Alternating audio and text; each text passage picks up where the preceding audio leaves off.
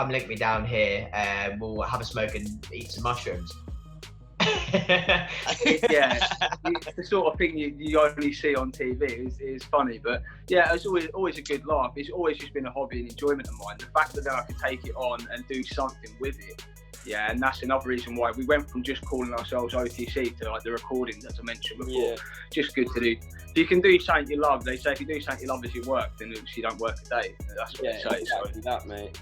I will educate them while I'm here, though. Yeah. You know, they love music culture. They love anything to do with London. You know, it's somewhere they see as still being quite fair to refugees.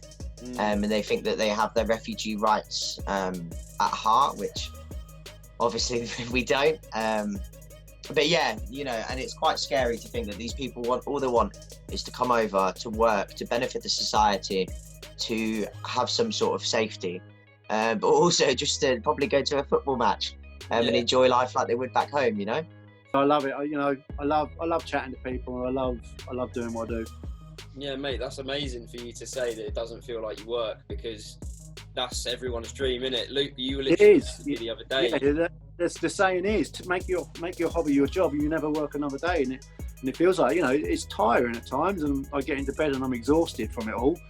Not from what I've done physically, I think more what I've done mentally or emotionally. You know, but I think it's changed me as a person as well. I think I'm a lot more compassionate than I used to be. And obviously, going vegan as well, I feel like I made a bit more of a connection with like nature and with the world, and then I just become generally happier inside, and I didn't strive for it anymore. Couldn't do much grappling, couldn't do anything like that, so it's just okay, we just work on the striking as much as we can, you know.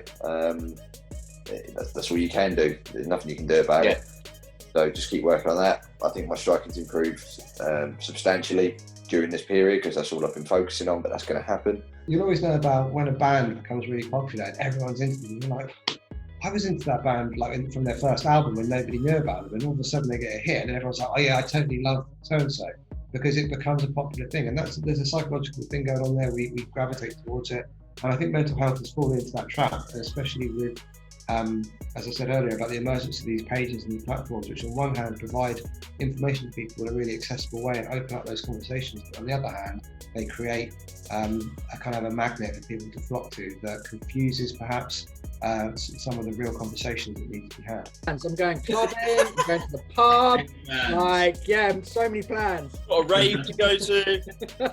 Well, I might go to my kitchen. And even in normal times, that would be standard on a Friday night for me anyway. You know, that's always kind of haunted me in a way, and I've forgiven him. We never had a relationship after that. I've forgiven him, I don't look back in anger, but it brought out a side of me, a nasty side of me, which the martial arts allowed me to control and develop as a human being and be a better person. And then to have a great relationship with my own son, you know, and to move forwards from that.